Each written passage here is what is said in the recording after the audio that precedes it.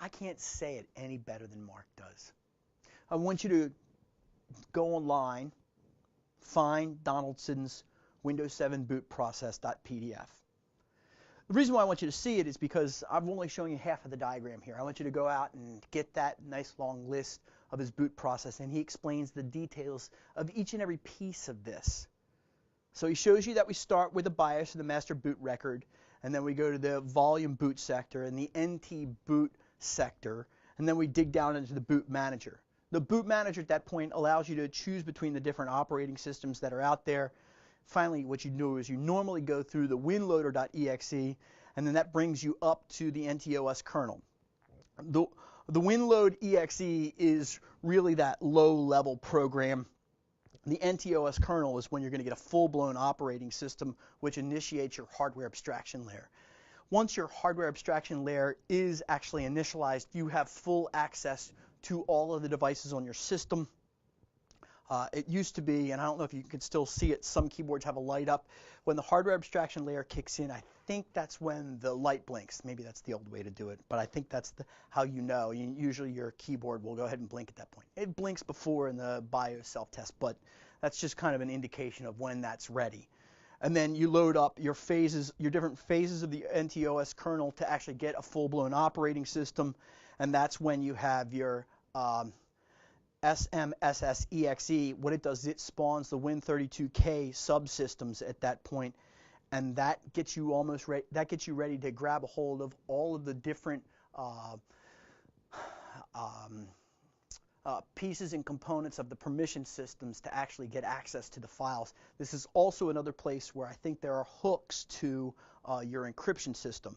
Your encryption system won't work until the WinLogon and the LSASS is actually loaded, because that's dependent upon the individual's logon, unless it's domain, and then it changes it just a little bit there. So you need to know that Windows OS process intimately, because it may be that the machine is booting and you can see, hey, if I catch it at this point, there won't be any changes to the operating system. So with faster and faster hardware, it's going to be really tough. What you want to do is, if you see that the machine is rebooting at that point for some reason, shape, or form, and you know it's going to go down and reinitialize, you might cut the power right at that moment in time. So if you can figure out when that is, and you're paying close attention, and you know your hardware well from your, say, your A+ days, then you can catch it and go, oh my God, the machine is rebooting at this point, and I don't want it to clear all of this stuff. I do want it to dump. So what I can do is I can pull the plug right then, and I might be able to catch some of that data that's left over in the original page file.sys sitting here right now. Because remember, machine's running, it's paging in and out, it's actually taking stuff from RAM and dropping it into the page file, and through virtual memory, that stuff is paging in and out.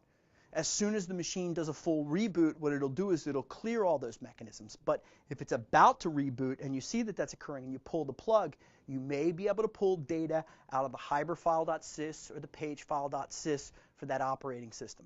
So you need to know this process of when everything's there.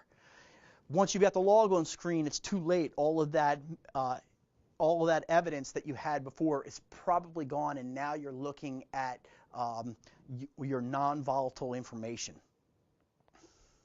OS X, big operating system right now, has many users in it. We're going to do that one, and we're also going to talk about Linux.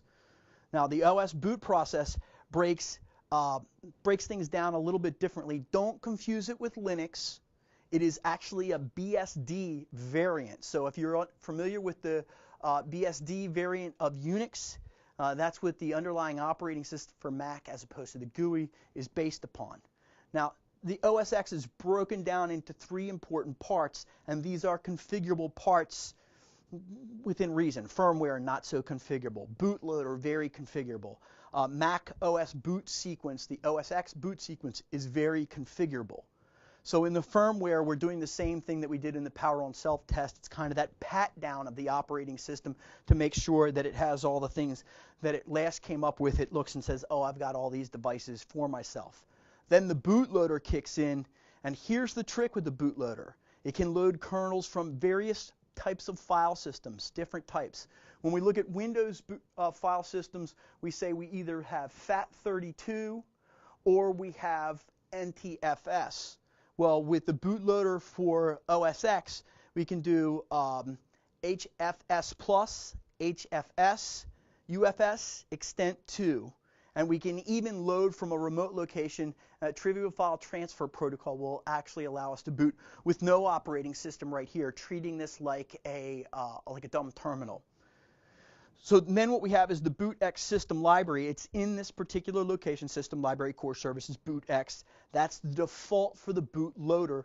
That's when we're going for the full-blown operating system. So here's the boot sequence of events.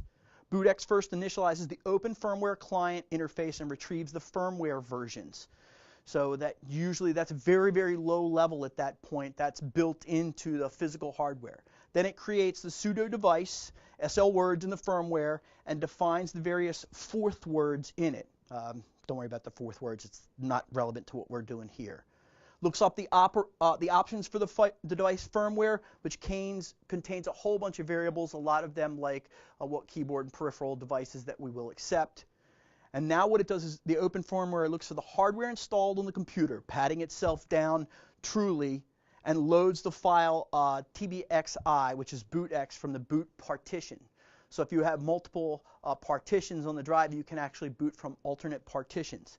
Reads the root partition out to the NVRAM, that's non-volatile RAM, copies the Mac OS X device drivers from the boot partition into memory. This is when you can actually reach out to your peripherals. Loads the kernel, does the init routine.